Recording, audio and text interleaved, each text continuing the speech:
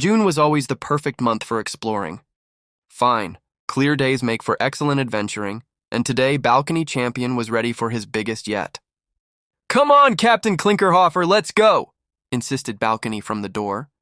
The very best friend and bravest of souls, Captain Klinkerhofer sometimes just took too long to get going in the morning. Swinging his legs off of the bed, the captain pulled on his breeches, tied a yellow scarf around his neck, and set his three-pointed hat, just so, on his head. "Lead the way, Balcony, I'm right behind you." Trees whispered as they looked down upon the pair. Standing around as they do, trees see things, and they had seen many adventurers pass this way before. "He's the bravest I have seen," whispered one to another. "Balcony will do it." They all fluttered on the breeze.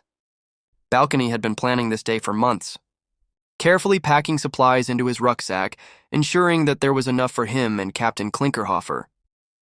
Brave and best friends aren't much for planning, and over the course of their friendship, Balcony had taken on the role of provider, looking out for the captain so he can be best at being brave. Somewhere between the 4th and 5th hill, the captain got a thorn stuck in his shoe. He wailed loudly and hopped about on one leg.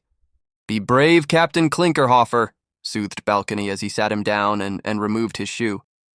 Captain was an excellent whaler, one of the best there ever was.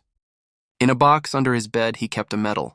Captain often brought it out to be polished and would recall when he won gold for whaling at the Olympics in London.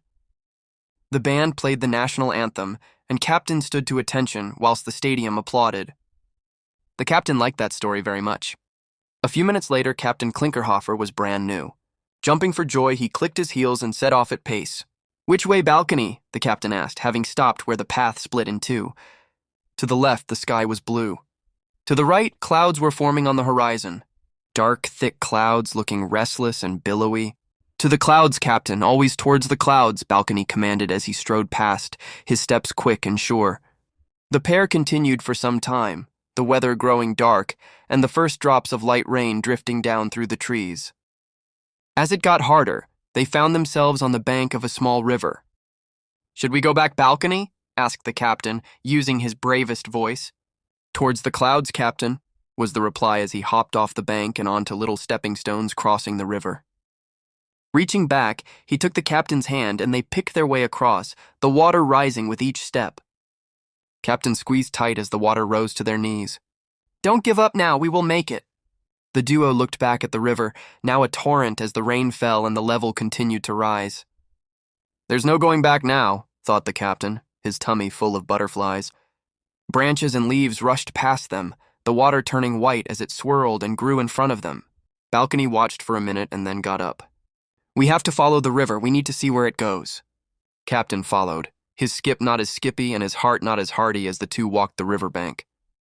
It got darker and darker, the water and sky black with anger as the rain lashed down. "Is it much further?" called the captain. Balcony didn't answer his friend, he just held his hand tight and walked ahead. The sound was deafening, and the captain thought that this was the end. Louder and louder, the rain splashed their faces. Holding Balcony for dear life, the pair forged ahead, louder and louder. Captain closed his eyes and was scared, trusting Balcony to lead the way. The noise reached its peak and Balcony stopped. The captain wouldn't open his eyes, the noise terrifying in his ears. He stood for ages, too scared to look. He didn't notice that the rain had stopped. "Open your eyes, Captain," said Balcony. Slowly, the captain's eyes opened, the noise louder than he ever thought possible. He felt warmth. He felt brighter and lighter. Before him, the ocean stretched out, and the river launched itself over a waterfall and down over enormous cliffs. In front him, as wide as the ocean, was the most beautiful thing he had ever seen. A rainbow stretched across the sky. He looked in amazement, in awe at its beauty, making him feel brave and proud and strong. "How did you know where to find the rainbow?" he asked Balcony. "I didn't know exactly where we would find one, Captain, but I knew when. There is always a rainbow after a storm." Captain Klinkerhofer looked confusingly up at his best friend.